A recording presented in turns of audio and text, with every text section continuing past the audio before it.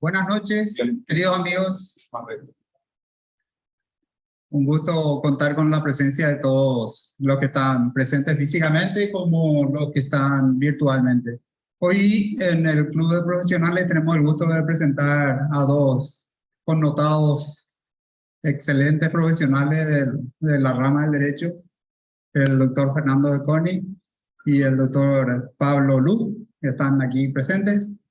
Primeramente, Fernando Becconi va a hacer la presentación. El tema es empresas de acciones simplificadas, que es un tema nuevo. Muchos de nosotros todavía en proceso de conocimiento del tema muy incipientemente, entonces ellos son las personas más autorizadas para contarnos el funcionamiento de estas figuras nuevas. Seguidamente, querido Fernando, te paso el micrófono. Muchas gracias, presidente. Muy buenas noches para todos nuevamente. Realmente es un gran privilegio poder compartir con un público tan selecto de las disciplinas del ámbito económico y jurídico y tener este auditorio de lujo que constituyen ustedes nos compromete el doble a quienes estamos de alguna manera transmitiendo algo de nuestra experiencia, de lo que hemos vivido, cómo hemos acompañado el proceso legislativo, los contras antes que los pros. Las EAS nacieron con muchos contras y tal vez luego de superar una cantidad enorme de obstáculos se dio a luz a la normativa que hoy rige las empresas por acciones simplificadas. Antes de desarrollar brevemente esta presentación, tengo que manifestar que más allá de la juventud de casi todos los presentes, recordarán que siempre el problema que tuvo nuestro sistema estructural societario podríamos traducirlo en dos tipos de sociedades que el Paraguay tuvo, más allá de que el Código Civil nos expone unos 7 o tal vez 9 tipos de sociedades posibles de usar, que llamamos sociedades típicas o sociedades establecidas en la ley. Por ende, la sociedad anónima y la sociedad de responsabilidad limitada fue siempre la herramienta del empresario. El pequeño empresario que ascendía de unipersonal a una estructura adoptaba a la SRL y ya se encontraba con los primeros hechos, cantidad de socios, transmisibilidad de acciones, incorporación posible de nuevos participantes, entre otras. Y al jugar la siguiente etapa de su crecimiento empresarial pasaba a una estructura del tipo sociedad anónima, en donde antes de los años 90 tenía que contar con una cantidad infinita de supuestos socios, con una impresión de miles de ejemplares de un estatuto que luego terminaba en algún depósito lleno de humedad, porque a nadie le importaba mucho la cantidad de impresiones que, reitero, la gente con un poco más de juventud aquí presente recordará. Entonces, aquellos estatutos que uno encontraba, entre comillas, como obligación legal, a partir del año 1994, cambia absolutamente el paradigma y la sociedad anónima inicia la capacidad de constituirse con 2 o más accionistas, inicia un vehículo más liviano, una cantidad de exigencias menos, entre comillas, gravosas, etc. Pero ahí no terminaba la solución que el sistema económico, el sistema empresarial, sobre todo las pymes, pequeñas y medianas empresas, iba buscando. Es allí en donde el sistema interamericano, iniciativa de la OEA, inician proyectos de modelos normativos, de alguna manera se inicia también a nivel internacional ONU, un grupo de trabajo de la UNCITRAL, Comisión de las Naciones Unidas para el Derecho Mercantil Internacional, que promueve que las pequeñas y medianas empresas vayan buscando un mejor vehículo jurídico para ser incluidas dentro de la formalización.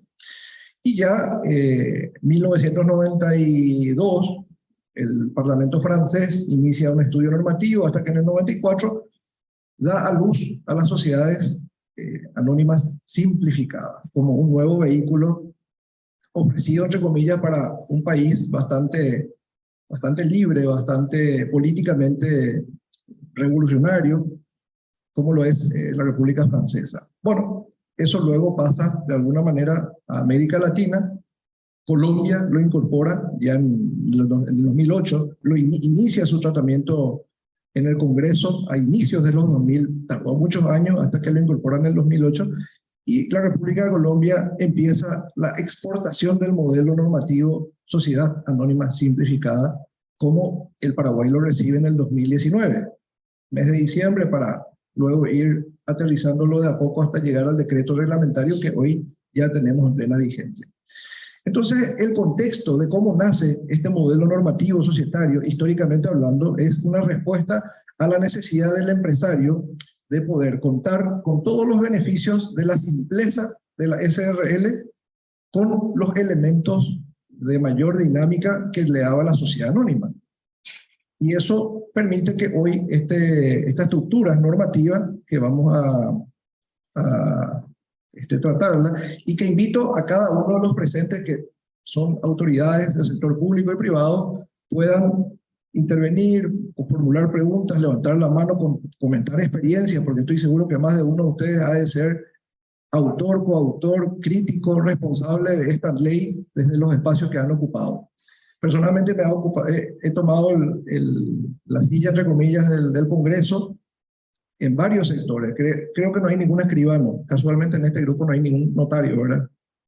Bueno, no tenemos ningún notario. Perfecto. Bueno. Los escribanos, en principio, satanizaron el proyecto. Por supuesto que tenía que compartir con ellos cuán nocivo era el proyecto, porque si no me podían haber excluido del mundo notarial. Así es que tuve que, de alguna manera, condescender con que había ciertas cuestiones que teníamos que corregir. Por tanto, representamos al sector notarial ante el Congreso, pero también transmitimos a los notarios la necesidad de que el notario se, de alguna manera, modernice y abra un poco el pensamiento sobre esta estructura.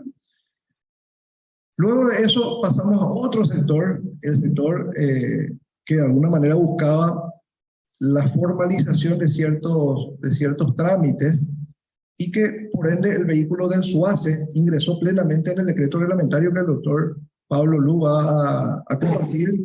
Y prácticamente hoy tenemos dos columnas sobre las cuales descansan las EAS, que es el Ministerio de Hacienda como estructura que le da la personería jurídica, y luego el SUACE como una estructura multidisciplinaria que facilita que ese vehículo circule de la manera que se busca. Si bien es cierto, tenemos una cantidad de virtudes que este modelo normativo, la ley que rige a las EAS, nos ha dado. El artículo 3º principalmente, en cuanto a la personería jurídica se trata, nos perdona la cuestión que hace referencia a tener que ir a un registro complejo, absolutamente, digamos, dilatorio, como son los registros de personas jurídicas, el registro público de comercio, sin olvidarnos de nuestros muy queridos amigos de la ABT, que tienen un registro de sociedades que durante décadas existió y nunca nadie se dio cuenta, o nos olvidamos todos de que existió, hasta que un día llegaron las multas. Y cuando llegaron las multas empezamos a acordarnos de que aquel registro de la ABT también era un registro necesario para registrar a las sociedades anónimas. La gran virtud de este modelo normativo, que nos permite ya en pocas horas tener personería jurídica, sin embargo, nos obliga todavía a tener que comunicar al registro de personas jurídicas la existencia de las EAS. La oportunidad que tenemos, o que tuvo el legislador, o que tenemos dentro del sistema jurídico económico, de aclarar ciertas cuestiones que en el sector de las sociedades anónimas hoy constituyen hilos sueltos. Una de ellas, el tiempo de incorporación de los aportes. Todos los aquí presentes sabemos de que la sociedad anónima abierta tiene de alguna manera un reloj de aportes bien claro, 3 años. Lo que no se aporta en 3 años, corte, y hasta ahí quedan reconocidos los aportes efectivos. La sociedad anónima cerrada, sin embargo, siempre nos ha llevado a varios de los aquí presentes a grupos de trabajo en donde dijimos cuándo tenemos o qué tiempo tenemos para incorporar los aportes comprometidos en la sociedad anónima cerrada, y no tenemos ninguna obligación. Así es que constituimos sociedades con megacapitales y podemos nunca hacer los aportes. Pero sí sabemos, los que pertenecemos al mundo jurídico, que un capital social muy elevado con un aporte reducido significa un pagaré en blanco a favor de los acreedores que contraten con esa sociedad, y es un peligro dejar esa puerta abierta. Eso se ha resuelto con nuestro artículo 10 de la ley en materia de EIAS, en donde se establece un calendario de 2 años.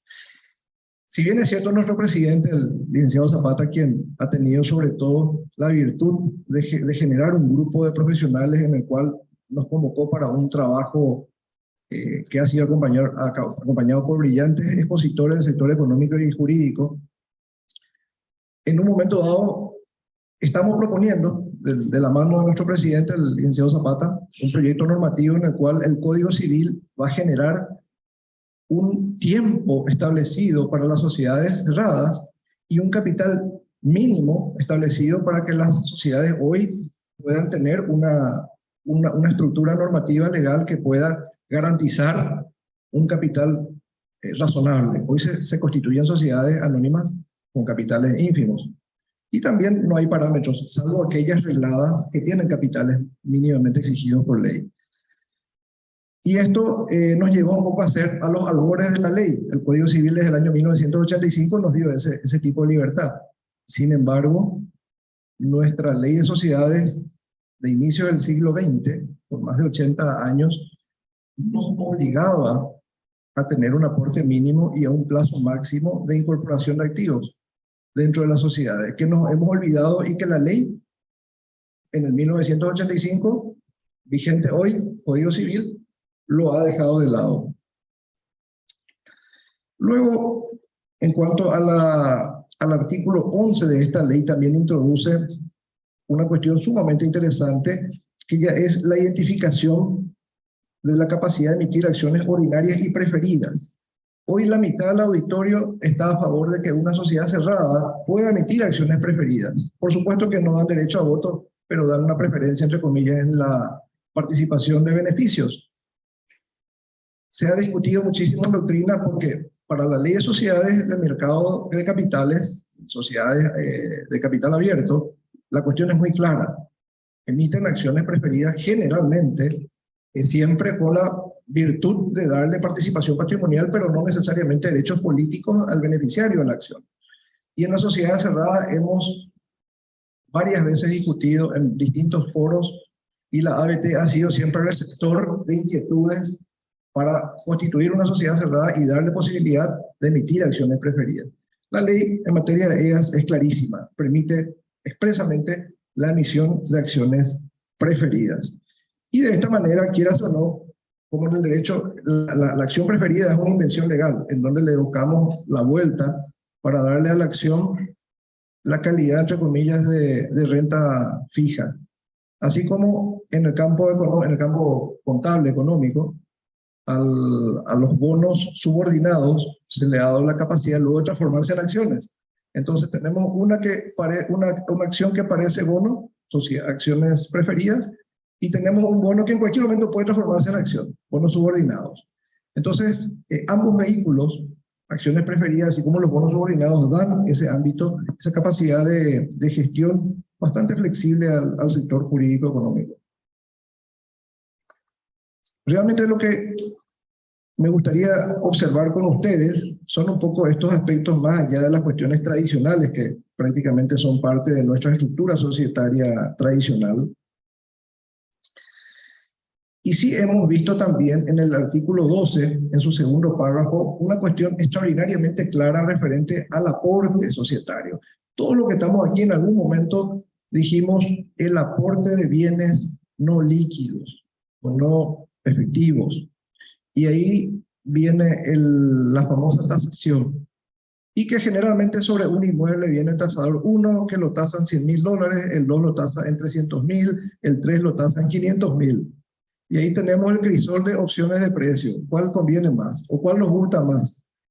Sin embargo, el artículo 1060 del Código Civil en materia de sociedades anónimas es lapidario.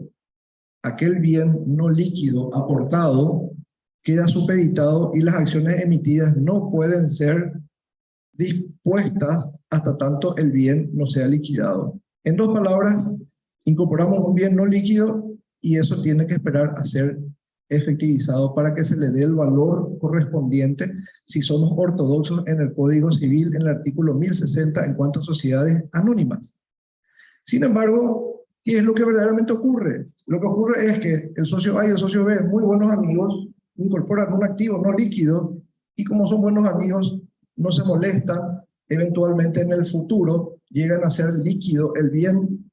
Y si es un inmueble, bueno, el revalúo ayudó. Si es un bien mueble, generalmente maquinaria, vehículo, industria, y el devalúo lo mandó al piso. Y por ahí si alguien se enoja, ¿qué era que decía el artículo 1060? ¿Qué era que hicimos hace 10 años atrás? Acá está todo mal. Intervención, lesión de confianza, apropiación, estafa, todo lo que ustedes ya conocen del Código Penal y tal vez algún otro artículo del Código Civil basado en el artículo 1060 del Código Civil, que es lapidario. Los activos no líquidos nunca son consolidados sino hasta el momento que se vuelven líquidos. Y eso realmente es un condicionante de color gris muy inseguro para el funcionamiento de una sociedad anónima que hoy está vigente, que hoy está vivo dentro de la estructura de la sociedad anónima. Bueno, gracias a que no hay tanta profundización, la sociedad y nuestra economía no tiene tantos conflictos. Pero a la hora de encontrar conflictos, hay herramientas para encontrarlas muy fáciles en cuanto hacia este tipo de situaciones. Por este lado, las EAS han solucionado dándole en un plazo de 5 años la consolidación del valor establecido por las partes, independientemente de la arbitrariedad, a que el valor realmente haya sido sobrevaluado, a que no tengamos, entre comillas, la convicción de que aquello que se hizo un tiempo atrás, en 5 años prescriben todas las acciones de reclamabilidad de los bienes aportados sobre la valoración de dicho bien. Podemos entender con ello que la EAS aporta seguridad jurídica a los, entre comillas, a los aportes no líquidos. Luego la prima de emisión en el artículo 14, que perfectamente nos da un vehículo en donde el accionista del segundo tiempo, que es una sociedad anónima cerrada, por usos y costumbres, tenemos una prima de emisión. No hay sociedad anónima que a la serie B o al accionista, entre comillas, o al aportante que ya con una empresa en buen camino aporta, obviamente paga un poco más caro el precio de la acción. Usualmente, el derecho mercantil, el derecho societario se nutre de los usos y costumbres y hemos reconocido a las sociedades anónimas la capacidad de poder vender al accionista del segundo tiempo el precio del éxito, la prima sobre emisión.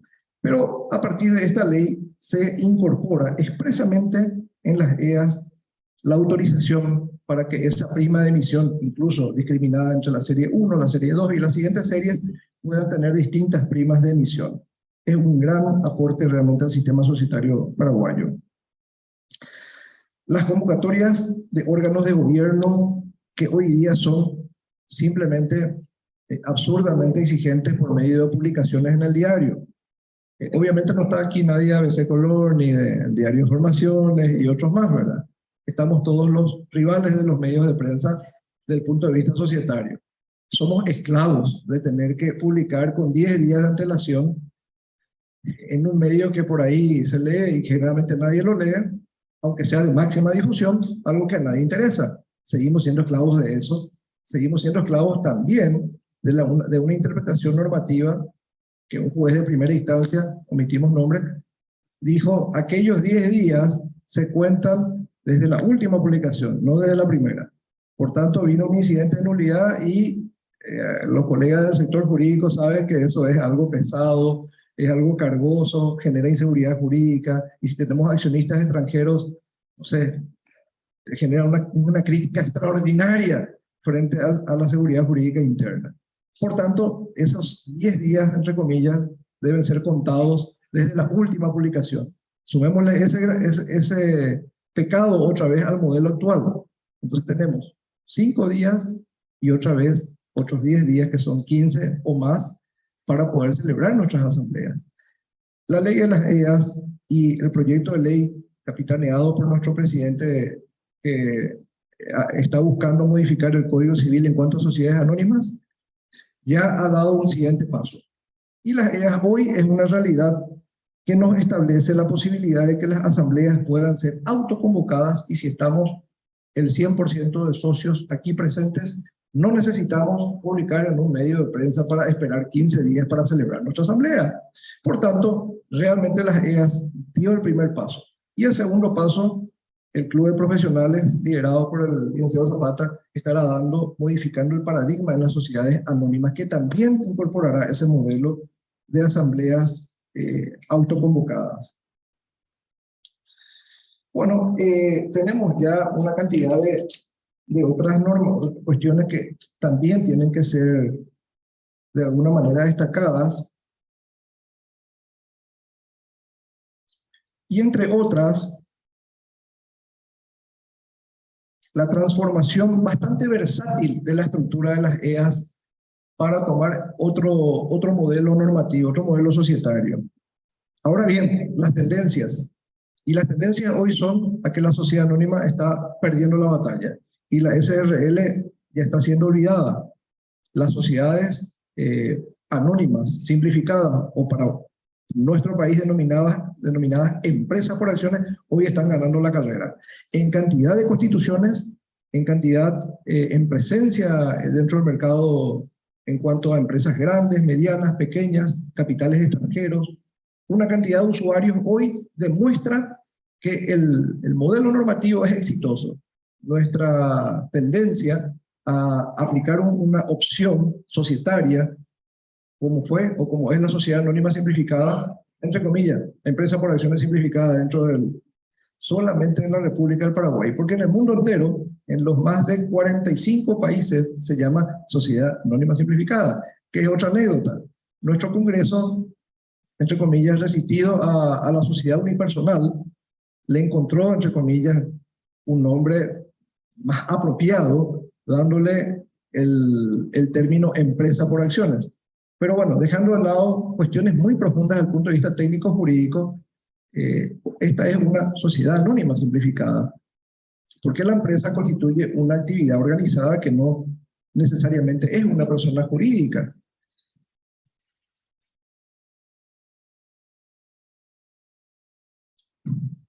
Un punto también que destacamos es la duración de la estructura societaria expresamente establecida en la ley, que nos permite que sea indefinida.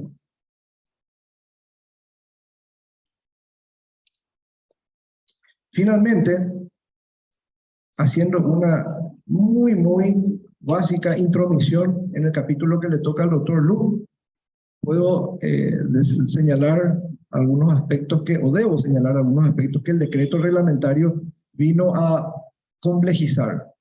El decreto reglamentario teóricamente es un corset, o mejor dicho, la ley es un corset, y el decreto reglamentario no debiera salir de dicho corset. Y tenemos un decreto reglamentario que estoy seguro que el doctor Lu nos dará un poco de críticas y bastante posibilidades de críticas que tiene la apertura de ese corset normativo que el decreto ha incorporado. Modificaciones sustanciales en el mecanismo de estructura de acciones, obligaciones que no necesariamente deben estar o que exceden la capacidad normativa que establece la ley. Y sumo un elemento que realmente ha dado también, voy a hablar, una última virtud de las EAS. Un empresario muy conocido dentro de nuestro sistema que adopta un modelo de contratar siempre directores profesionales, no tiene a nadie de la familia empresaria dentro de la empresa, siempre nos decía, y probablemente el licenciado Zapata también le habrá dicho la misma cosa porque compartimos dicho acompañamiento empresarial, el director que se suma a una estructura societaria se siente, entre comillas, dueño, porque el Código Civil dice que es director. No le podemos poner otro nombre, entonces le llamamos, probablemente el licenciado habrá dicho lo mismo que yo, la ley te impone que se llame director. No le podés cambiar, es de orden público. Tenemos 3 autoridades, Asamblea General de Accionistas, directorio, y luego por la ley del comerciante, factores, que son apoderados con capacidad de decisión. Entonces, esos 3 niveles de autoridad previstos en el Código Civil y en la ley del comerciante son un corset denominativo. El empresario que está fuera de la estructura de la dirección tiene, entre comillas, que darle el nombre de director. Las EAs son generosas y permiten que le podamos poner coordinador, administrador, representante legal, representante convencional, como ustedes quieran, a la autoridad. Entonces el empresario tiene la libertad de constituir su EAS, crear los órganos de gobierno como él quiera crearlos, tiene una estructura, una administración, como decimos, liviana, una estructura muy sencilla, y las virtudes, que si quiere complejizarse, también lo puede hacer. Él puede crear los órganos de gobierno que quiera crear. La sindicatura es facultativa. Sin embargo, dice que si no hay sindicatura, tiene que haber un director suplente. Entonces, de alguna manera, la ley tiene algunos aspectos que todavía pesan a la hora de que el empresario busca un modelo societario que sea práctico, pero que también no le obligue, como la sociedad anónima le obliga, a crear una cantidad de órganos de gobierno, al síndico, al directorio, a la pluralidad de sujetos que forman parte de su universo, entre otras cosas. Bien, no puedo sino también hacer una brevísima reflexión que el éxito de este modelo normativo se trasluce en que en América Latina masivamente desde el año 2008 se ha incorporado a este modelo. Ya lo ha incorporado recientemente la República Argentina, poco después de nosotros, lo ha incorporado México, Centroamérica, varios países, América del Sur también. Entonces, estamos seguros de que el camino en el cual Paraguay se ha sumado como parte de un paquete normativo, como parte de un conjunto de modelos de ley que hacen que nuestro país tenga herramientas más amistosas, más versátiles, que luego será complementado por la Ley de Garantías Mobiliarias, que casi fue complementado por la nueva Ley de Insolvencia, que llegó al Senado y luego fue rechazada, en donde se busca facilitación para ordenar las estructuras empresariales deficientes, pero que ha tenido un adversario llamado sector público. Entonces el sector público ha aplacado un poco el proyecto de ley de insolvencia, modernísimo proyecto de ley de 400 artículos, que va a sustituir a la ley 154 del año 1969, que es nuestra ley de quiebras. Un aparato bastante pesado, bastante complejo, muy limitante, pero el mundo económico privado, que es más sabio que el mundo jurídico, probablemente hoy casi ya no hace el uso de la ley de quiebras. ¿Por qué? Y porque las, entre comillas, negociaciones de las empresas con sus deudores se celebran en esta mesa de aquí o en alguna mesa de alguna empresa donde todos se ponen de acuerdo y dan quitas, esperas, plazos, transacciones, absolutamente fuera del modelo, entre comillas, normativo de la actual ley 154, que es un modelo perimido, es un modelo ya vencido, un modelo que no da muchas opciones, y que tenemos un vehículo último modelo que nos espera en el garage con 12 cilindros, con una buena velocidad, con una buena potencia, que todavía no podemos hacer uso, que es la nueva ley de insolvencia aún en el Congreso. Luego vendrán otros proyectos normativos, la ley del factoring o factoraje, también va a ser un vehículo que va a dinamizar muchísimo la economía nuestra, y las empresas pequeñas y medianas principalmente podrán utilizar ese vehículo también. En fin, dentro del universo de disposiciones normativas, el legislador y el mundo jurídico están tratando de dar ofertas a la empresa, al economista, al administrador, al contador, al sector que tiene que usar dichas herramientas y tiene que bajar a tierra la conveniencia de la legalidad. Porque mientras tanto, el sector jurídico, el sector burocrático, no pueda entender qué necesita el mercado, qué necesitan las pequeñas, medianas empresas, que son las que requieren realmente ayuda, solidaridad, condescendencia, el acompañamiento profesional serio, comprometido, únicamente podrán encontrar esas soluciones o esas alternativas de la mano de este grupo de profesionales que somos quienes de alguna manera llevamos esas herramientas al sector consumidor. Bueno, hay mucho más por decir, pero ya un poco para darle espacio a mi muy ilustre colega, el doctor Pablo Luz, les agradezco a todos la atención y estaré dispuesto a cualquier consulta que puedan hacer luego. Muchas gracias.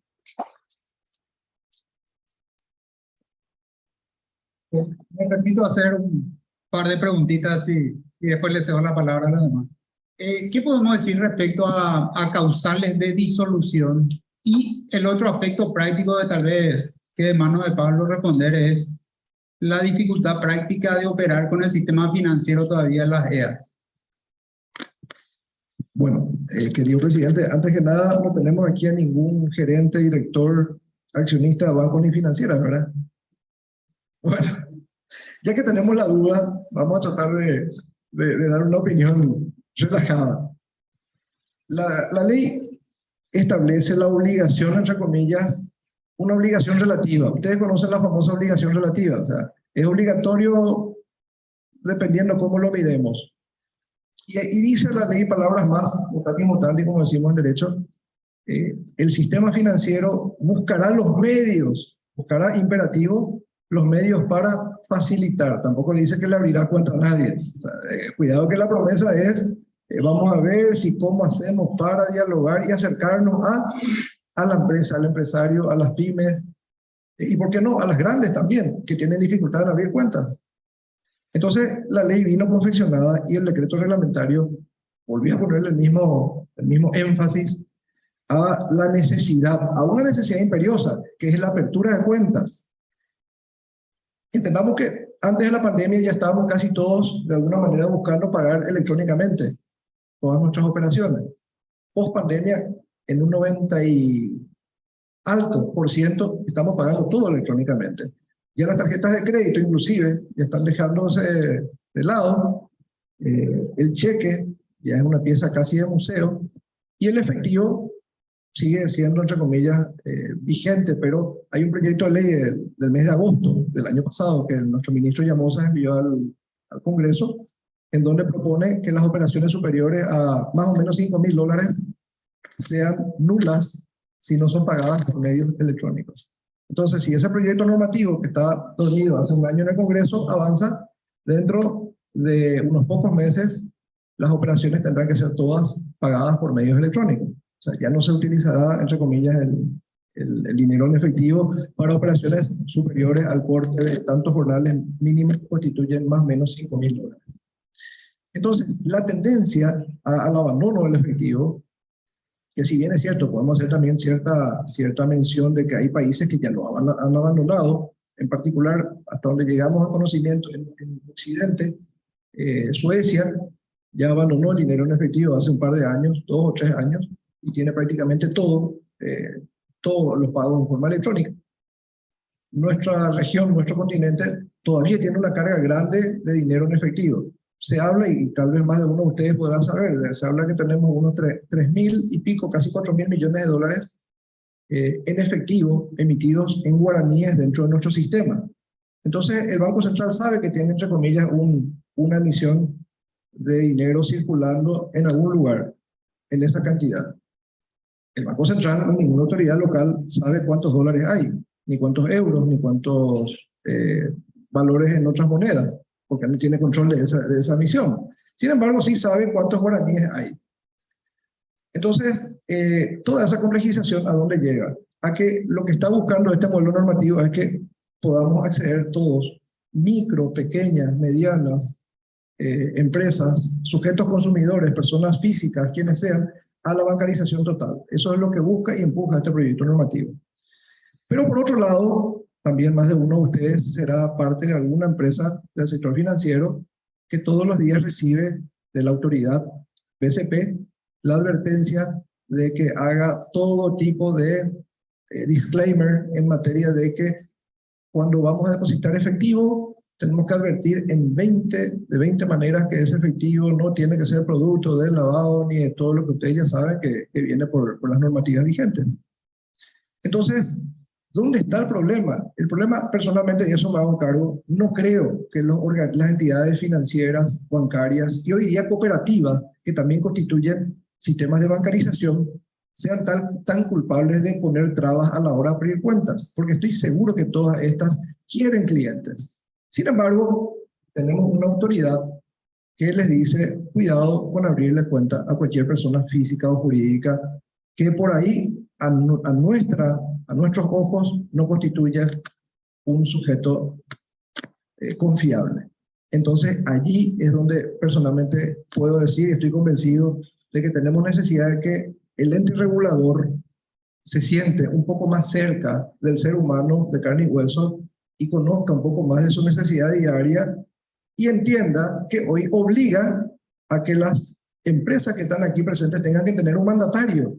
Y entonces la persona física tiene que guardar en su caja de ahorro, en su cuenta corriente, la plata de la sociedad, del cliente, la propia, de la asociación en la cual integra.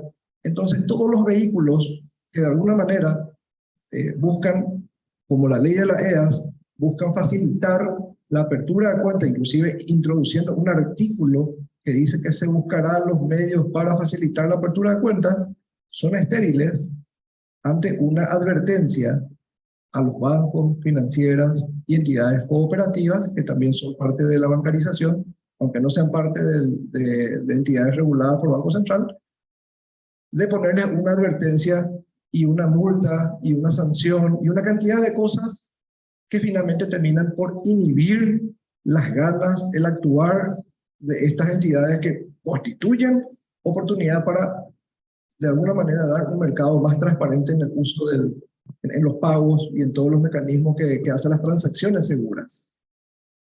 Bueno, y por otro lado, sin ir más allá de eso, tenemos disposiciones específicas que hacen a la disolución y liquidación de la estructura, que permiten en el 36, de alguna manera trasladan los mismos principios que teníamos en la parte general del Código Civil en materia de disolución y liquidación de las estructuras societarias, y que con ello mantiene esa misma línea, buscando siempre también yendo al campo real, buscando facilitar algo que el sistema público opone. Cuando uno va a disolver, liquidar y cerrar una estructura societaria y aparecen una cantidad de requisitos que generalmente hacen que la empresa diga, no, vamos a dejarlo nomás dormido, vamos a llamarlo a los colaboradores del sector contable que presenten sin movimiento,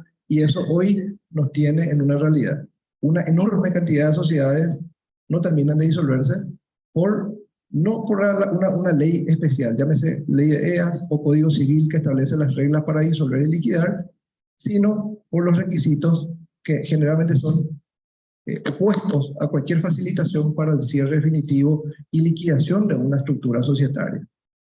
Entonces, tal vez sería muy oportuno escucharlo a algunos de los muy ilustres expositores del sector Abogacía del Tesoro en cuanto al gran deseo que tienen ellos de liquidar aquellas estructuras societarias que no tienen uso, pero que también tenga que sentarse en una silla de negociación con las autoridades municipales en materia de patentes comerciales, con las autoridades del Ministerio de Hacienda y con las autoridades de la Subsecretaría de Tributación, que son, entre comillas, quienes finalmente no permiten que las sociedades se puedan disolver y liquidar con tanta facilidad. Realmente celebramos la estructura de las EAS, mantiene en esa línea los lineamientos de la parte general en materia societaria, pero creemos que esto pasa más por el ámbito operativo. Entonces, bueno, eso es un poco lo que podemos compartir, querido presidente, sobre esa consulta. Doctor, una pregunta, si me permite. Doctor Jiménez. Bueno. Escuchamos al doctor Jiménez. Sí, es posible usar este novísimo instrumento de las criptomonedas también para capitalizar este tipo de sociedades. Extraordinaria pregunta, doctor.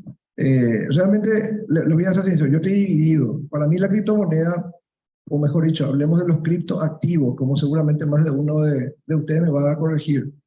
Los criptoactivos son una realidad que ha dinamizado extraordinariamente varios mercados. El mercado europeo tiene hoy día en el mercado inmobiliario una cantidad de bienes, entre comillas, partidos, mediante la securitización que constituyen la participación de una cantidad inmensa de dueños de un activo, mediante la tokenización de un bien. Y siendo muy tradicionales, un departamento de 100.000 euros en un país como Italia se tokeniza y se divide entre 100 personas y cada uno es dueño de 1.000 euros de token sobre ese valor, que sería una especie de sociedad de 100 sujetos que estamos aquí, que fácilmente podemos transmitir esa cuota. Por ende, la tokenización y el criptoactivo es lo mejor que pudo ocurrir en la historia, porque hoy y en este mismo instante podemos estar vendiendo participaciones tokenizadas de un activo, si estamos en la Unión Europea. Ahora, cuando hablamos de la criptomoneda, y ahí realmente personalmente les digo, yo tengo absolutamente la certeza de que no podemos hablar de un instrumento que nos sirva para nada más que para la especulación. No está atado, no está enganchado a ningún tipo de activo. Nuestro guaraní, el dólar, el peso argentino, todos están enganchados, entre comillas, a un país, a una soberanía, a la capacidad de emisión monetaria, a una política económica, en el caso nuestro, el artículo 285 del Código Civil de la Constitución dice que el Banco Central tiene a su cargo la política monetaria, crediticia, cambiaria, es el banquero del Estado, tiene capacidad de generar una cantidad de cuestiones que están reconocidas en la Carta Magna. El guaraní tiene, en la ley 489/95, orgánica del Banco Central, una construcción, tiene un proceso en el artículo 39, 38, un proceso de monetización, un proceso de desmonetización, o sea, tenemos una estructura jurídica blindada, con las críticas que podamos hacer a nuestra moneda, con sus 70 años de existencia, desde el punto de vista económico, de estabilidad y todo lo que ustedes ya saben, tenemos una estructura blindada de una moneda creíble. Lo mismo tenemos en otras monedas emitidas por estados. Ahora, dejando de lado los nombres, toda la lista de nombres de monedas, de monedas llamadas las criptomonedas, cuando una de ellas esté atada a un activo que esté bajo la soberanía de alguna estructura, personalmente yo pasaría a creer en esa criptomoneda. Mientras tanto, no esté atado a un activo valuable, tangible o intangible, porque si hoy día una empresa importante en el mundo emite una criptomoneda y dice mi marca registrada, que es una marca muy importante, es la que garantiza esta criptomoneda, yo voy a confiar en ella, porque para mí va a ser una emisión de un bono. O sea, jurídicamente hablando, a mí me da igual el guaraní que un bono emitido por una empresa prestigiosa de nuestro sistema jurídico, en donde esa empresa prestigiosa me dice, ese bono vale lo que esa empresa dice que va a pagar dentro de 1 año, 5 años, 10 años. Entonces, entre comillas, la posibilidad de que una persona física o jurídica, en el pensamiento liberal, por lo menos que podemos tener, si alguien solvente emite una obligación, yo creo en esa obligación. Si alguien que no conozco, que no sé ni dónde está, y que encima está en los denominados mercados oscuros de las redes del sistema de Internet, y realmente para mí eso es una amenaza. Hasta podría ser una muy buena ruleta. Casi como la de Las Vegas o la de nuestros casinos aquí locales, donde ustedes quieran. Para mí la criptomoneda que no esté vinculada a una soberanía o a una empresa privada solvente es un instrumento absolutamente especulativo que carece de fondos y estructuras jurídicas que me pueda dar una garantía. Bueno, reitero, esa es una opinión muy personal y estoy seguro que más de uno opinará a favor, estoy seguro que más de uno va a tener sus posiciones, pero por lo menos yo transmito un análisis jurídico, patrimonial, económico, que no me fanatiza con el guaraní, ni el dólar, ni el euro.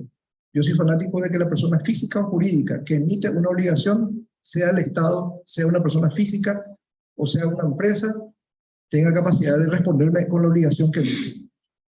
Y de ahí me siento más respaldado por el pagaré firmado por el doctor Codas que por un billete de euro o de dólar, porque creo más en él y que estoy seguro que le voy a cobrar a él. No sé si le voy a cobrar al Banco Central Europeo.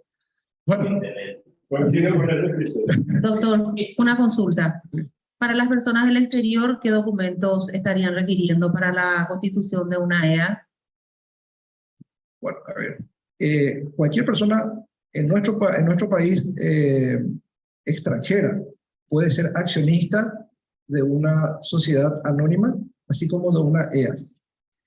Y al mismo tiempo, la posibilidad de que ejerza el órgano de administración le obliga a tener radicación. Entonces, él puede contratarlo a los profesionales o cualquiera de las personas con quien confía para que sea su representante legal, director, el órgano de gobierno que le llamemos porque tiene libertad de llamarlo como quiera. Pero el extranjero sin radicación puede ser libremente accionista de una EAS. pueden ser 2 o más personas físicas o jurídicas extranjeras, en tanto acrediten su capacidad de obligarse. No existe. El modelo del accionista local, Paraguay por lo menos no lo tiene. Hay varios países del mundo que lo tienen. Hay modelos de sociedades que tienen un mínimo de accionistas de tal o cual nacionalidad, de tal o cual país. Pero nosotros tenemos un país liberal y absolutamente abierto en materia de inversiones, y esa es una extraordinaria carta de presentación que tiene la República del Paraguay a nivel mundial. Bueno, reitero mi agradecimiento por la atención. Ya amenazado con un minuto.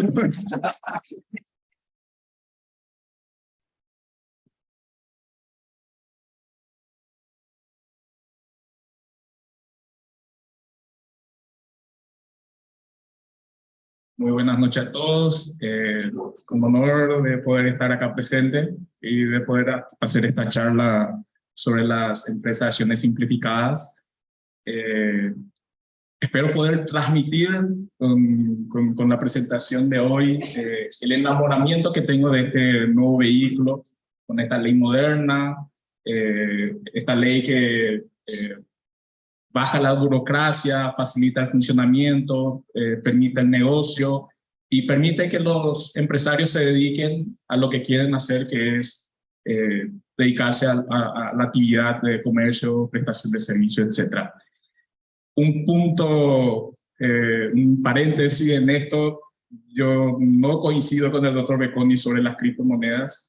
Yo creo que las criptomonedas serias no son una moda que llegaron para quedarse, pero eso es para una charla larga en otra ocasión.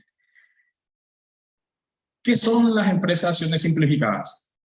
Y la gente me pregunta y yo le digo, bueno, la empresa de acciones simplificadas, el resumen que yo le doy a la gente, es el primo moderno de las sociedades anónimas, o sociedades por acciones, que se va a llamar más adelante porque ya no son más anónimas.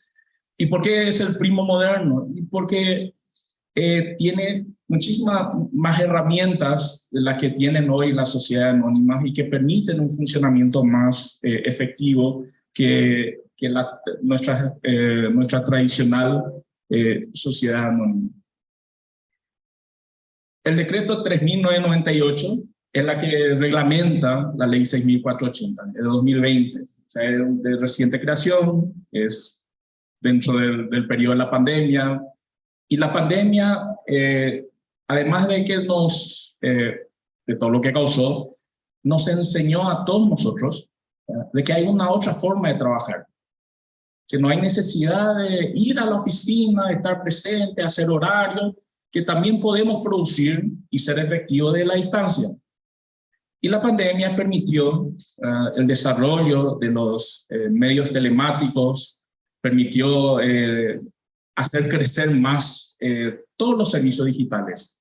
Compra de comida a distancia, compra de mercadería a distancia, que ya lo teníamos, servicios de abogados, de doctores, etcétera, a distancia. O sea, que antes nosotros creíamos que no era posible.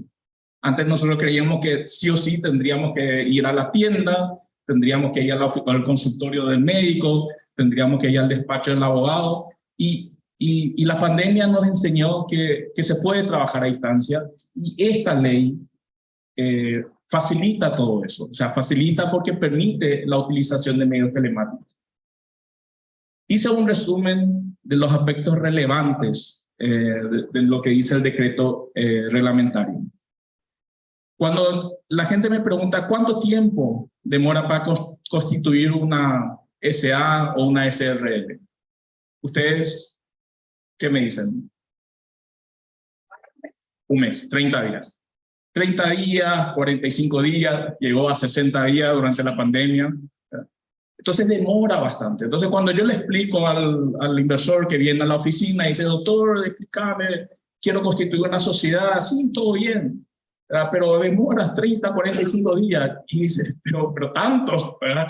Y después, si yo le digo, no, pero si querés hacer a través de una persona jurídica, tenés que enviar un poder y ese poder hay que escribir y son 30, 45 días más. Entonces estamos hablando de 90, 120 días, y entonces el cliente dice, espérate, todo esto es una locura. Entonces, ¿qué nosotros hacíamos, o todavía seguimos haciendo? Nos vamos, le llamamos a un colega mío y decimos, che, no tenés una sociedad libre ahí para vender, y entonces nos vamos y compramos la sociedad, y acá tengo, ¿verdad? Y cambiar el estatuto, cambiar la denominación social, etcétera, pero ya tener el vehículo funcionando. Para constituir una EAS demora exactamente, más o menos, ¿verdad? Porque hay casos y casos, pero si hiciste todo bien, 7 días. 7 días, una semana. O sea, entonces, yo en una semana tengo una sociedad constituida, tengo RUC, tengo registro patronal del IPS, tengo registro patronal del Ministerio de Trabajo, Empleo y SS, Seguridad Social. Tengo mi inscripción en el registro de beneficiarios finales y tengo mi inscripción en el registro, en la dirección de personas jurídicas de estructuras, dirección de sociedad y persona y estructura jurídica, es larguísimo. Y facilita. ¿Y cómo tengo que hacer? Un clic. Cada un clic, completo los datos, clic, clic, clic, clic, y ya está. En 7 días tengo mi sociedad constituida y puedo operar. El único trámite presencial que yo tengo en todo ese procedimiento es tener que ir a la SED para firmar el formulario, para que me den el RUC. Es el único trámite. Eso demora media hora, dependiendo de la hora que te vas. Donde necesitas pedir número, te vas a formar fila, presentar tu cédula, el número del correo que te va a enviar con el número de identificación de la SED, le das el número, te imprime el papel, firmas y ya te vas. Y yo personalmente pienso, ¿verdad?, que ese trámite también debería ser electrónico. ¿Y cómo hacer? Y con la firma, bueno, ahora no se llama más firma digital, pero yo soy viejo, entonces yo le llamo todavía firma digital, firmando con la firma digital. La SED me envía el correo, yo firmo y le envío, y yo ni siquiera debería tener que salir de mi oficina para hacer ese trámite. Pero hoy eso no es posible. Entonces, se tramita a través del SUACE, que es un sistema unificado de apertura y cierre de empresa, que depende del Ministerio de Industria y Comercio. Con el SUACE puede hacer también la apertura de las sociedades tradicionales, que son la SA y la SRL, pero la demora es igual si te va al escribano para hacer la sociedad normal, entonces la gente ya no está usando SUACE para eso, pero se usa el SUACE para la EAS. Todo el trámite se realiza en forma electrónica, es un expediente electrónico, como yo le dije, con la excepción del RUC, que yo tengo que ir a hacer en forma presencial. El plazo es de 7 días, ¿verdad? No requiere acreditar el capital, o sea, en la SRL, recuerden, si es una SRL, tengo que depositar el dinero en el Banco Nacional de Fomento, por lo menos el 50%, y después de terminar, recién puedo retirar el dinero. En el caso de la EAS, yo no requiero hacer eso, salvo que mi capital sea mayor a 1.200 salario mínimo, que son 3.340 millones y monedas. Entonces, en ese caso, lo que me obliga la normativa es que el 20% de ese dinero yo tengo que depositar en el Banco Nacional de Fomento. Pero normalmente no ocurre. O sea, esta ley es un modelo del Banco Mundial.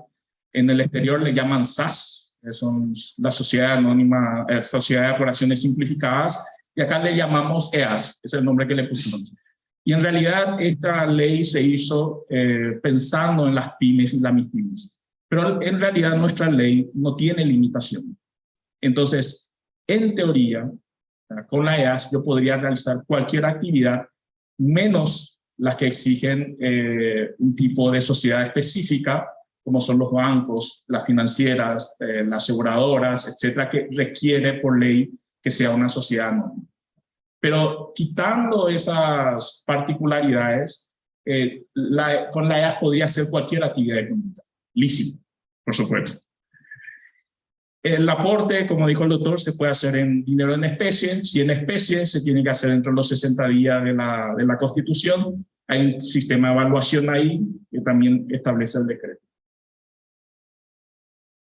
Se reconoce distintas clases de acciones. Para mí, Personalmente yo divido las acciones en las ordinarias, que son las comunes, y las especiales. Y dentro de las especiales están las privilegiadas, las preferidas, la subordinada, la diferida, el fundador, etc. O sea, esa definición de que cada una de ellas está dentro de la normativa y entonces, y además se puede emitir acciones escriturales. ¿Y qué significa acciones escriturales? Son las que la propia sociedad lleva como anotación en cuenta. Entonces yo no tengo el título, sino la sociedad ya lleva el registro de las acciones. Entonces yo no tengo que hacer depósitos, no tengo que hacer retirar, sino que la sociedad ya tiene anotada esas acciones y yo no tengo ninguna preocupación de que se me pierdan mis acciones. Por ejemplo, dentro del decreto reglamentario hay un artículo especial que dice, y puse en negrita porque yo soy un mister del mercado de valores, dice imposibilidad de negociar valores en el mercado público. Y ya le pregunté al presidente de la Comisión Nacional de Valores el motivo de esta imposibilidad, porque si es pymes y MIPYMES, la bolsa tiene programa de emisión para dichas empresas, ¿verdad? Y si son empresas que son exitosas, este es un limitante que realmente hasta ahora nadie me dio la explicación, ¿verdad?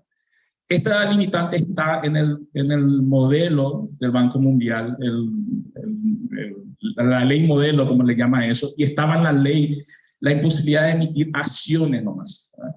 Pero en el decreto incluyeron acciones y títulos valores. Entonces, en teoría, mientras esté vigente el decreto y no sea modificado, es una limitante que yo creo que debería quitarse, ¿verdad? Porque no encuentro el racional del motivo que está ahí.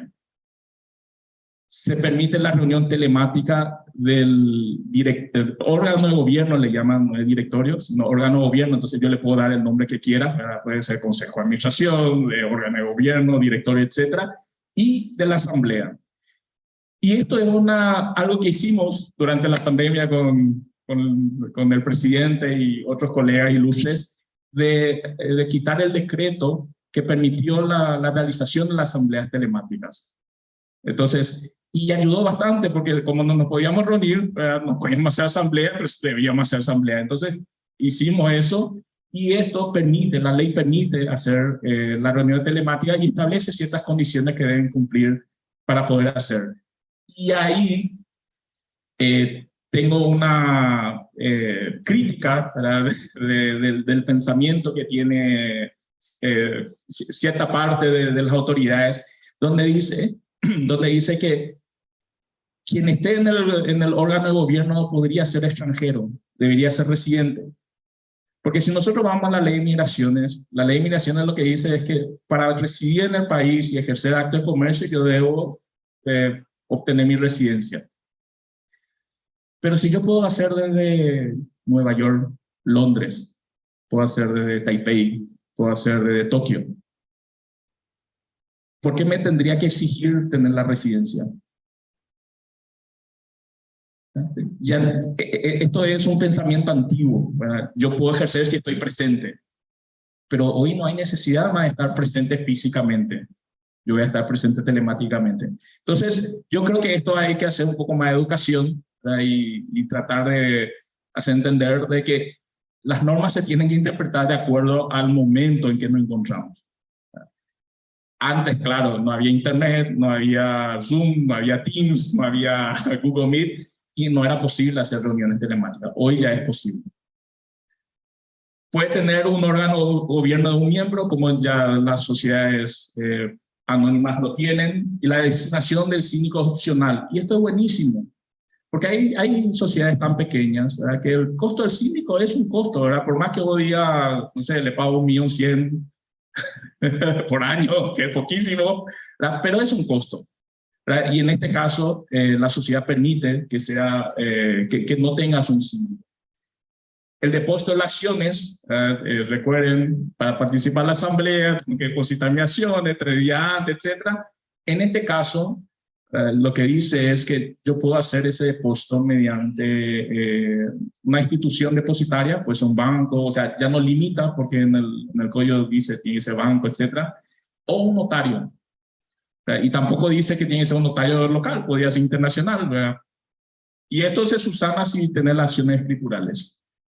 Las asambleas autoconvocadas, las reuniones autoconvocadas, es fantástico. Yo no tengo que hacer publicaciones, para que siempre dijimos, yo tengo que publicar en ABC, Última Hora, La Nación, o puedo publicar en La Gaceta o en Correo Comercial o en el diario allá que circula en la Encarnación. En este caso ya no me obliga a tener que hacer publicación. Si estamos el 100% de los que pueden ejercer el derecho a voto, nos reunimos, hacemos nuestra asamblea y hacemos las comunicaciones correspondientes. Y permite la transformación de la AES en otro tipo societario. Da nomás la particularidad que este registro es Ministerio de Hacienda e Industria y Comercio, y lo que hay es una comunicación al registro público, pero esto no está en el registro público. Entonces, recuerden que la sociedad anónima, comandita por acciones, responsabilidad limitada y todas las demás sociedades se registran en el registro público. Esto no. Hay una comunicación nomás. ¿Cómo se hace? Tengo que entrar a esta página, eas.mid.gov.pi, ingresa aquí, y todo este proceso lleva más o menos 30 minutos. Es muy... O sea, están los campos de información, entonces yo tengo que completar el nombre de la sociedad, poner el capital, poner clase de acciones, qué tipo de acciones son, el valor de cada acción, cuánto yo integro en ese momento, registrar a los representantes legales, a los accionistas. Entonces es muy intuitivo esto y es muy fácil de hacerlo. Yo no tengo necesidad de contratar un escribano o un abogado para hacer eso. Por supuesto, si contratas un abogado, un escribano, más un abogado, porque los escribanos están en contra de esto, es más fácil. Te vamos a cobrar algo, pero es más fácil. Pero lo puedes hacer vos solo, ¿verdad? No hay necesidad que tengas que contratar a un profesional. Puede ser prueba y error también. O sea, no... Y ahí hay otra crítica al sistema, porque la ley dice que permite la firma digital. Pero en la práctica, solamente si yo uso el modelo que está en el sistema, me permite firmar con firma digital. Si yo quiero redactar mi propio estatuto, porque quiero poner esto o aquello, porque me gusta esta redacción, yo pongo la firma digital y no me acepta. Tiene que ser contrato, ¿verdad? Con firma certificada por escribano. ¿Por qué? Y en la dictadura de cómo se hacen las cosas. No hay justificativo. Yo creo que eso también hay que superar. La constitución de una EA se puede hacer por escritura pública, se puede hacer por contrato privado. Normalmente nosotros recomendamos hacer por contrato privado porque es tipear, imprimir el papel, firmar y certificar la firma. Más adelante, sí.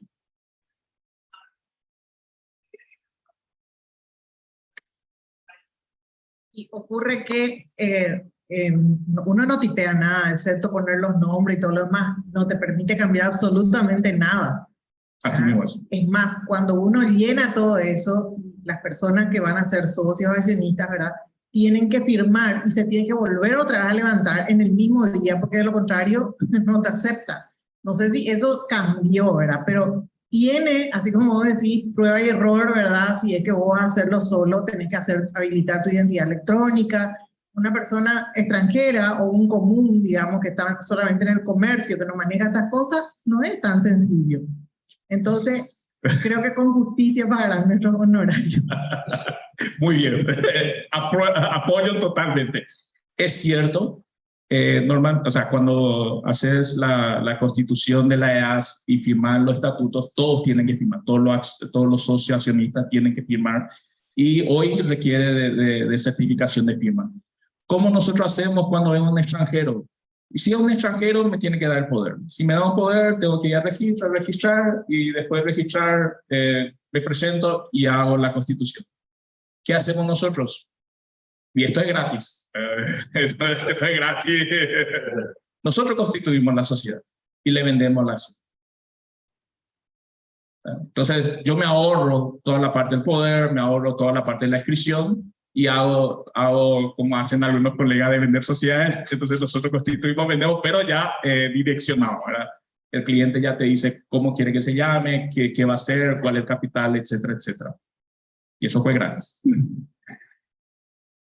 como dijiste muy bien, para crear una EAS requiere la identidad electrónica. Si no tienen identidad electrónica, les recomiendo que lo hagan, porque no es solamente para crear la EAS. Con la identidad electrónica vos podés pagar y obtener antecedentes policiales, antecedentes penales, etcétera, etcétera. O sea, certificados, es bastante completo. No todo está cargado aún, pero está preparado, ¿verdad? Puedes imprimir tu certificado de estudio de la facultad, el tema de certificado de nacimiento, etcétera. O sea, está preparado. Entonces, uno tiene que registrarse, tener la identidad electrónica. En realidad, quien carga es el que tiene que tener la identidad electrónica y carga toda la información. Entonces, pone el número de cédula, etcétera, y entonces automáticamente estira el sistema, porque esto está interconectado. Entonces no necesita completar los nombres porque ya está dentro del sistema. Sí. Interesante. Sí, así mismo es. Entonces lo que hacemos es, dame tu identidad electrónica Exacto. con tu password y ahí carga. Así mismo es. Así mismo es. O le decimos, le invitamos a que venga, ¿verdad? Porque esto uno lo hace en forma personal. O sea, para sí mismo, ¿verdad? Cuando actúas con un poder, sí existe la posibilidad de hacerlo, pero tenés que presentar el poder. O sea, si es local, te da el poder, vos podés hacer eso, pero tenés que agregar ese documento de esa forma. Y volvemos a lo anterior que yo dije, ¿verdad? Es más fácil que yo constituya y te venda las acciones a hacer todo ese protocolo. Preguntas frecuentes. Hice unas cuantas, porque no sabía si ustedes iban a preguntar o no. Los estatutos se debe hacer por escritura pública o documentos privados, ya le dije. Yo recomiendo hacer por documentos privados porque si hacen por escritura pública, las modificaciones que quieran hacer después se tienen que hacer por escritura pública. Entonces, si estamos diciendo vamos a ahorrar, no vamos a pagar el escribano, no es la idea, por suerte no hay escribano acá, pero si yo lo puedo imprimir en mi oficina, ¿para qué voy a hacerlo? Debo comparecer ante la SED para obtener RUC, también ya le dije, hoy es sí, mañana ojalá que no, ¿verdad? Que venga ya el correo con el formulario y que me den las opciones, ¿verdad? Si yo no tengo firma digital, o hoy se llama firma electrónica avanzada, entonces yo me voy y anoto, ¿verdad? O sea, si yo no tengo eso, me voy a la SED y me presento y hago el trámite ahí media hora.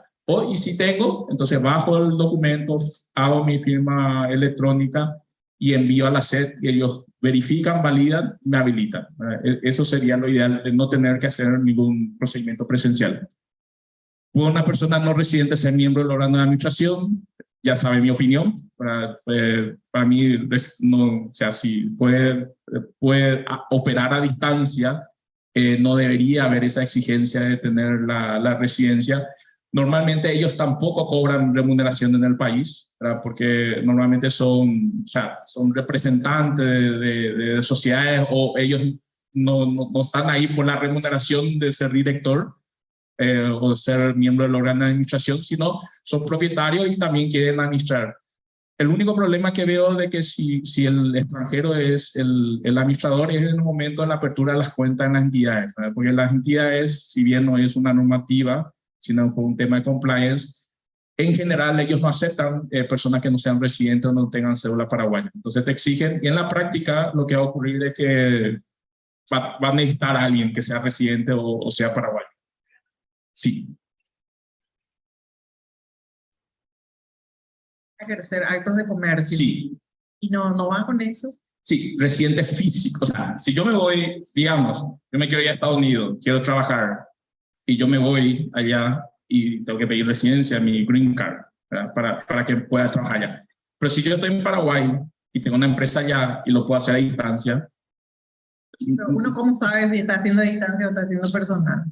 Y, o sea, eso es muy fácil, ¿verdad? Puede verificar el registro de entrada y salida, se puede hacer una inspección. O sea, yo nunca vi una inspección de migración en empresas que tienen director extranjero y que diga, o sea, que tiene un director extranjero, le vamos a expulsar y le vamos a sancionar a la empresa, ¿verdad? Pero en la práctica, o sea, en la ley está, y entiendo las leyes de migraciones, si vas a vivir en un país y vas a trabajar, tenés que tener la documentación, pero si no vas a vivir y no vas a residir, a muchos de nuestros clientes nosotros le hacemos residencia solamente por la formalidad, porque nadie, o sea, ninguno de ellos tiene voluntad de vivir en el país. Entonces, ¿para qué voy a cargar con una exigencia más, un costo más si no hay necesidad, si queremos facilitar negocios. Doctor.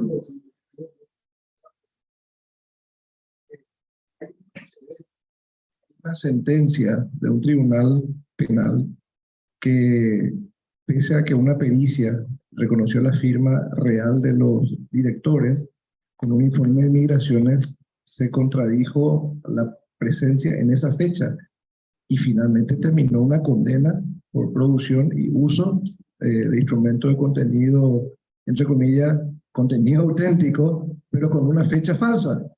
Entonces, el peligro es ese. Y sumo algo concretamente que también seguro que el doctor Lua va a desarrollar más a profundidad. La nueva ley de servicio de confianza, que modifica la ley de la firma digital a la firma electrónica certificada, también da el domicilio electrónico, y como es un modelo Naciones Unidas, abre la puerta para lo que establece el otro Lua.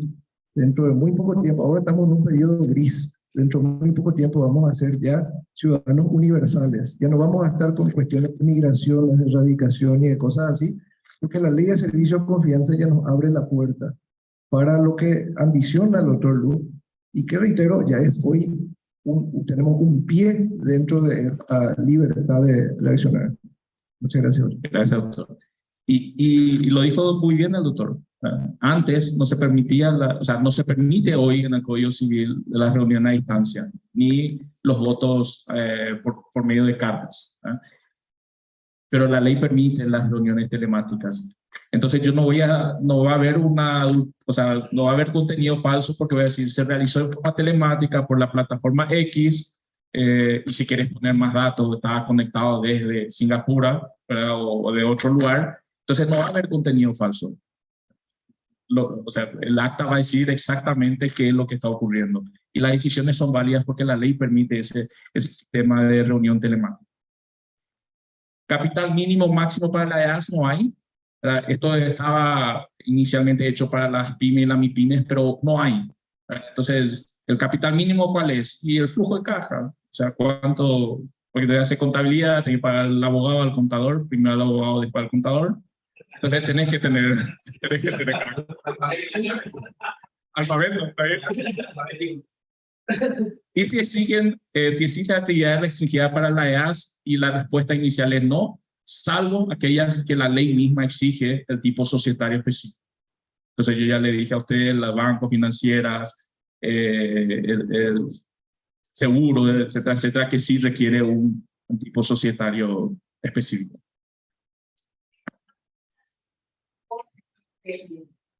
Pueden ser, digamos, o pueden estar ubicados en el extranjero, o tienen que ser todos, digamos, locales. Buena pregunta. Mi recomendación sería que integre el capital y después vaya y compre en el extranjero, ¿verdad? Porque el problema de integrar algo que esté en el extranjero es cómo acredito esa integración de ese activo que no está en el país y no va a tener un uso dentro de la sociedad. O sea, ¿por qué yo tendría un activo en el extranjero si mis actividades están en el país?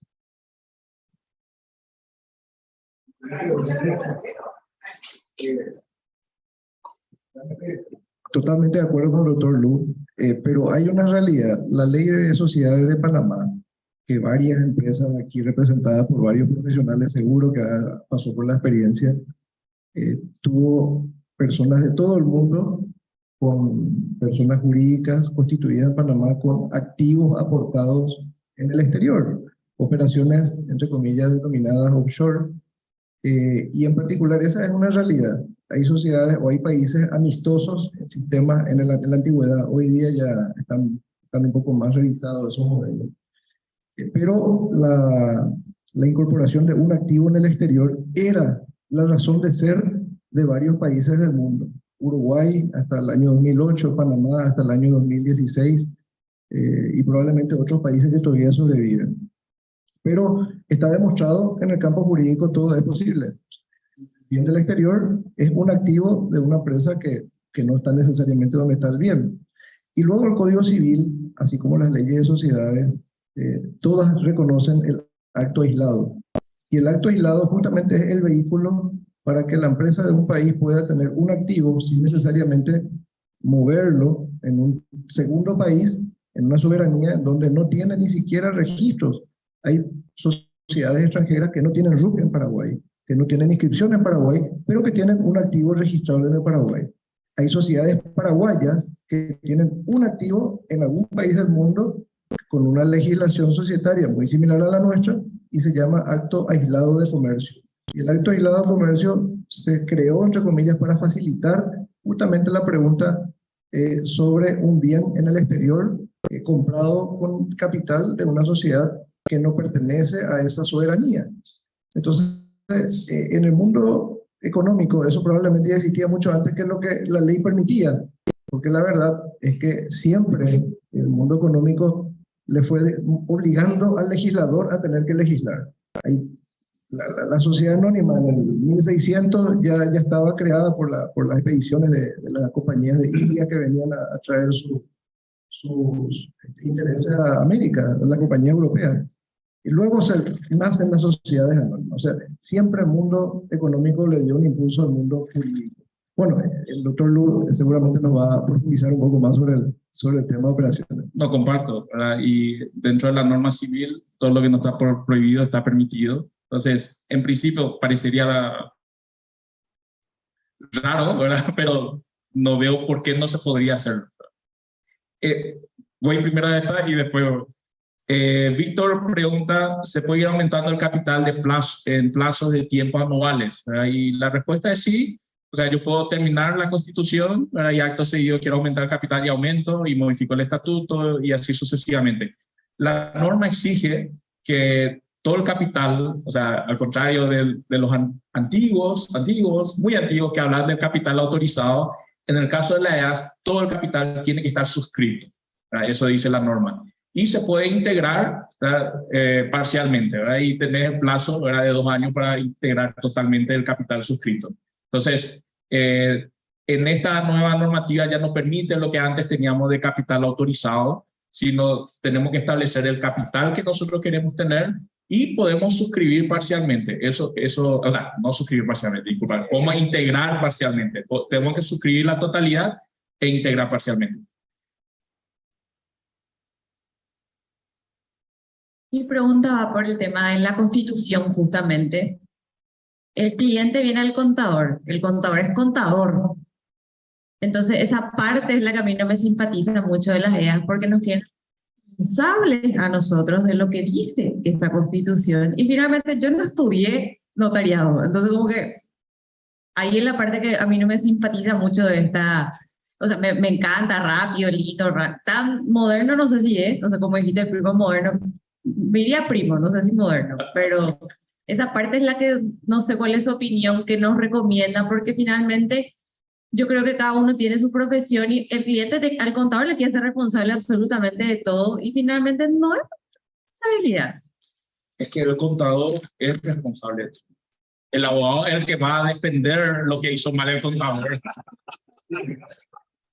Pero quitando eso, el contador puede, o sea, esto no es rocket science, no es difícil.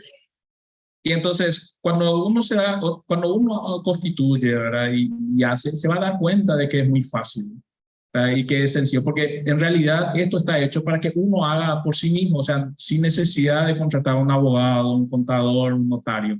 Lo puede hacer uno mismo. O sea, esto está hecho para hacer esa forma. Claro, si vos tenés un profesional que conoce cómo hacerlo, es más fácil. No se va a equivocar. Y si te equivocas, digamos que te equivoques y ya hace toda la información, el sistema te va a decir, ¿sabe qué? Esto está mal, tenés que corregir y tener un tiempo para corregir. Y ahí va, ¿verdad? Claro que el tiempo de constitución va a demorar más porque vas a tener que corregir los errores que incurriste, ¿verdad?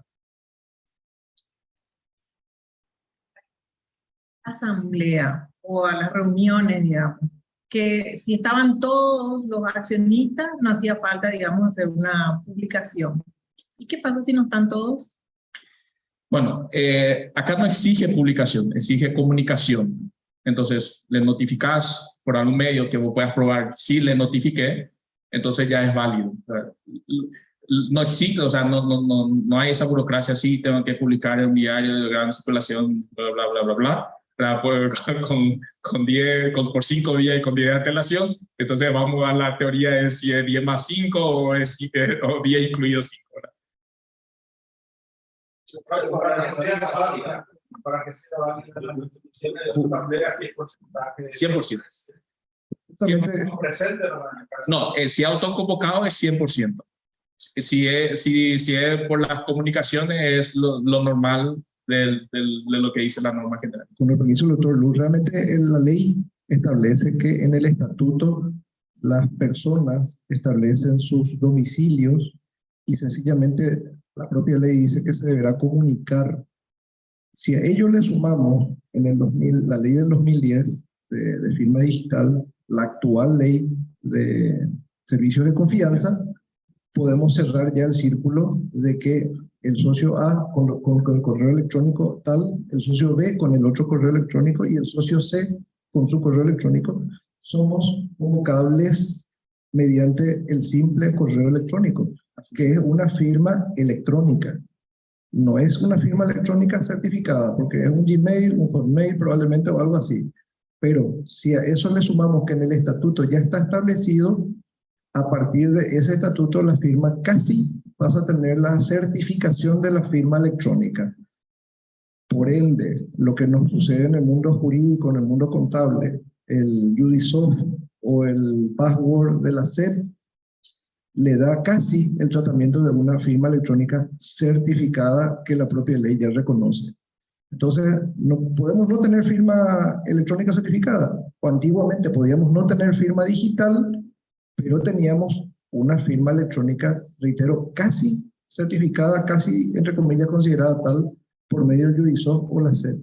Entonces, tanto el otro grupo como quien les habla, probablemente omitimos señalar de que la EAS permite que los socios identifiquen su correo electrónico y sencillamente sean convocados por medio de una comunicación personal al correo electrónico. Y sumo algo más, siempre en las sociedades anónimas, el directorio no tenía la regla clara de cómo ser convocado como lo tiene la asamblea. Entonces hay cientos de procesos judiciales que buscan anular sesiones de directorio. A partir de allí entró una tendencia a que los estatutos de sociedades anónimas empezaron a reglamentar parvulariamente cómo la sesión de directorio debe ser convocada, y hay algunos estatutos que no son los estatutos tradicionales que conocemos, que ya dicen, para una sesión de directorio se convocará al correo electrónico de tal persona con una antelación, entre comillas, de 24 horas. Entonces ya las reglas son hiper claras y las nulidades de sesiones de directorio ya pasan a ser, entre comillas, reducidas o prácticamente inviables. En fin, hay bastante que hablar sobre el tema de sesiones de directorio, de asambleas, de validez de la validez o nulidad de esas convocatorias, pero la ley nos ayuda extraordinariamente, la EAS, por lo menos a dar claridad sobre el punto. Y adicionando, o sea, en el modelo de estatuto requiere en la disposición transitoria incluir el correo electrónico, y en el formulario, cuando entramos al SOACE para cargar la información, es una información también obligatoria el correo electrónico, tanto del representante legal como de los accionistas. Y respecto, ya que estamos hablando de las reuniones, estas reuniones se tienen que, digamos, registrar en libros de actas. Esos libros de actas tienen que estar rubricados. Y si tienen que estar rubricados, el registro público no va a hacer, pero como no estamos registrados en el registro público, ¿cómo se va a hacer? Bueno, hay una comunicación que se hace al constituir una EAS al registro público. Y los libros son los libros obligatorios, ¿verdad? Y sí requiere, es muy similar le cambia nomás algo del nombre. O sea, en vez de libro obligatorio se llama libro de órgano de administración, en vez de libro de asamblea creo que se llama lo mismo, etcétera, etcétera. Entonces están esos libros y se rubrica, es una sociedad normal, ¿verdad? Una de las críticas que hay, ¿verdad?, es de que hoy no hay un certificado de vigencia de la sociedad, ¿verdad? La normativa dice que debería haber, ¿verdad?, como un certificado de cumplimiento tributario. Entonces, probablemente en algún momento vamos a hacer un upgrade, o sea, deberían hacer un upgrade para eso. Sí.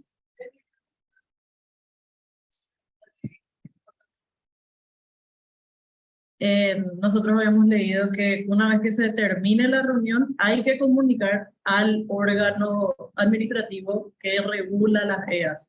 Y ese sería el SOACE. O sea, nosotros tenemos que subir la asamblea al lugar, así como se hace No. como una SA. Sí, no, es igual a las comunicaciones que las sociedades normales, para llamarlas de alguna forma, o antiguas, para mejor, tienen que hacer. Dentro de los 15 días de realizar la asamblea, tienen que hacer la comunicación a la autoridad. ¿Sería el SOACE o a otro? No, a la abogacía. A la abogacía también. Y ellos hacen la verificación y si está todo ok, te dan el check de ok. Yo no sé si era porque es muy nuevo nomás, pero el año pasado cuando nosotros quisimos hacer, 2021 estoy hablando, nos dijeron que la abogacía no tenía que ver. No, Por eso nomás estoy consultando ahora. no. Para mí que hay que comunicar al SOACE, ¿verdad?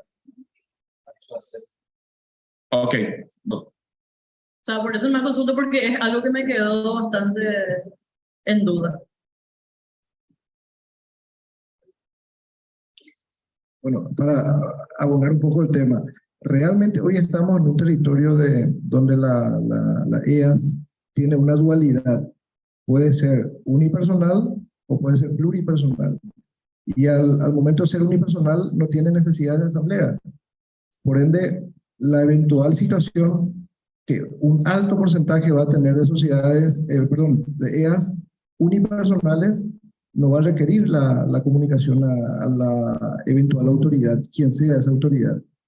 Pero sí, la pregunta muy bien calza a la hora de que nuestra abogacía del Tesoro va a tener que tomar una posición referente a las sociedades pluripersonales con accionistas que deciden hacer asambleas, que eventual e hipotéticamente dichas asambleas no van a tener por naturaleza, porque la ley no dice que tendrán que comunicarse a la abogacía del Tesoro.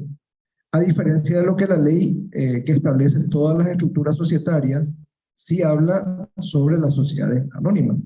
Entonces, en este momento, como la ley no obliga, las asambleas de sociedades en donde hay 2 o más accionistas van a tener la situación de que no van a tener obligación de comunicar a nadie sus resoluciones.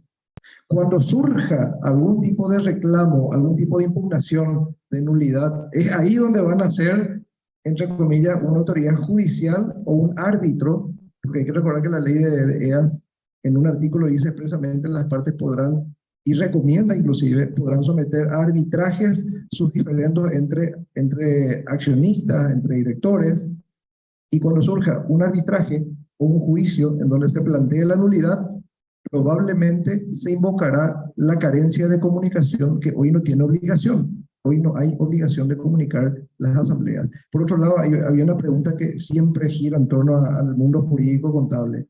Los libros societarios previstos en la ley 1034/83, artículos 75, 76 y siguientes, dice, no requieren ningún tipo de rúbrica.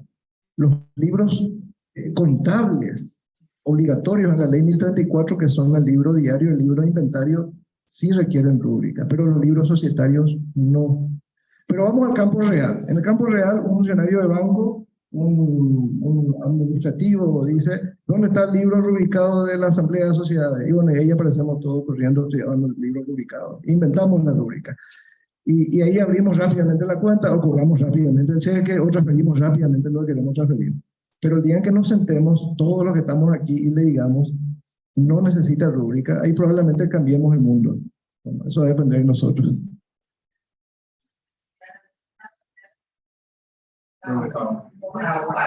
Bueno, empecemos por la abogacía, sigamos por los bancos y luego sigamos con las antorchas quemando otras instituciones, hasta llegar al objetivo.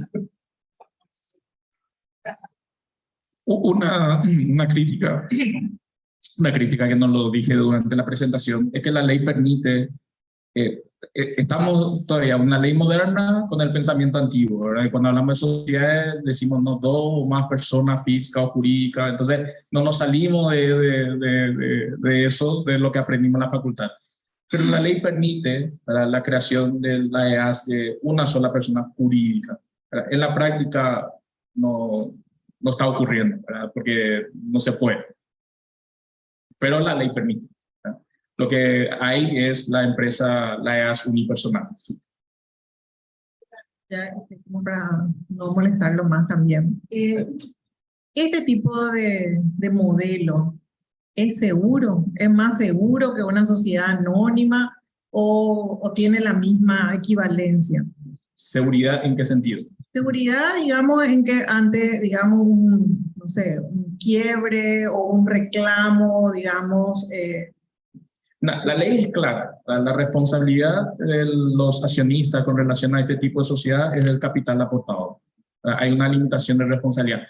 Es un tipo societario legislado. O sea, esto no invento, no es un decreto, es una ley reglamentada y también que tiene resoluciones. Entonces, sí es nueva, sí es moderna.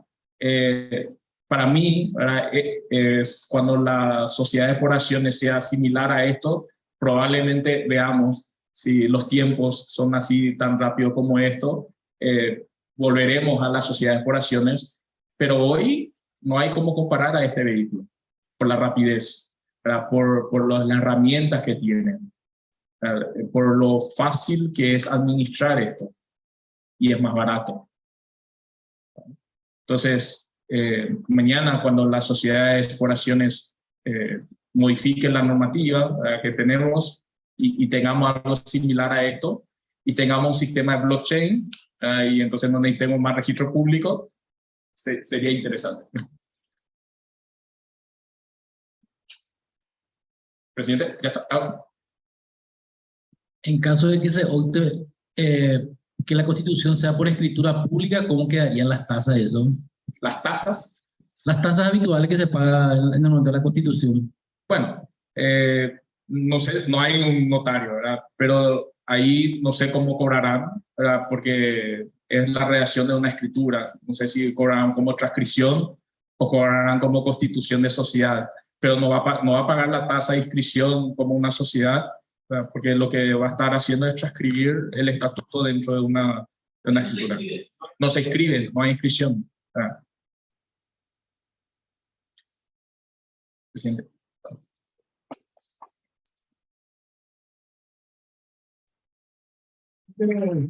De finalizar nuestro evento, honor a la predisposición y la sabiduría de nuestros expositores, el Club de Profesionales desea hacerles un presente.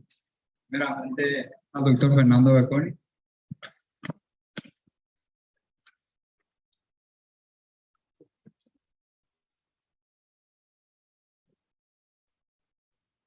Y al doctor Pablo Lu.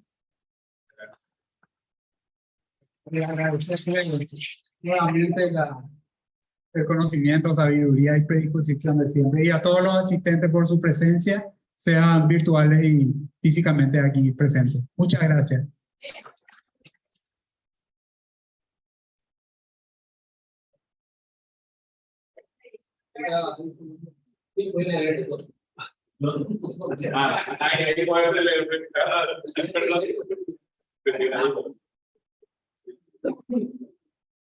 Una aclaración hoy día. Fernando Benavente.